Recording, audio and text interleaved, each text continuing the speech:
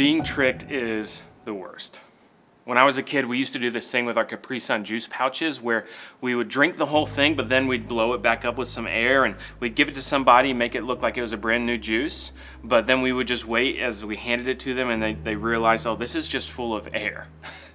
And then we'd giggle for days. Well, on Monday morning, Jesus and his disciples were heading back into Jerusalem to the temple from, I guess, a sleepover they had in Bethany the night before. And as they were walking along the road, Jesus' attention fell on a fig tree. Jesus was a little famished. He was hungry. And a fig tree is a pretty common food source in Jesus' time and place. So Jesus went over to the fig tree to find a fig to eat. When he got there, he couldn't find any figs. It wasn't the season for figs, but the interesting thing here is that typically if a fig tree is in leaf, and this one was, it had leaves on it, then it has fruit on it, even if it isn't ripe. And so that means this was a tricky little tree. Jesus wasn't a fan. I've always thought his statement to the tree was kind of funny because it sounds like a little kid throwing a fit. But true to form, Jesus didn't just react to a tricky little tree. His passion towards the tree was analogous of his passion towards his people.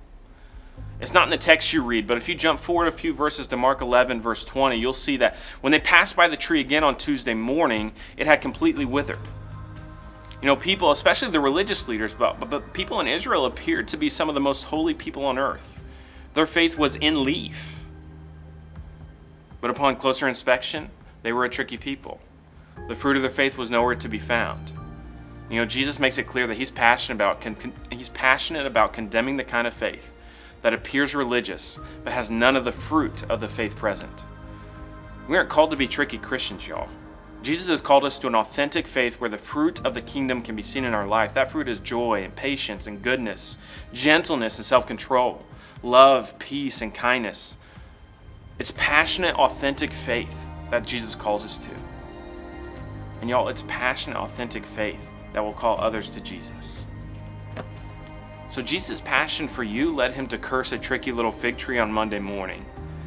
Where does your passion for Jesus need to lead you today?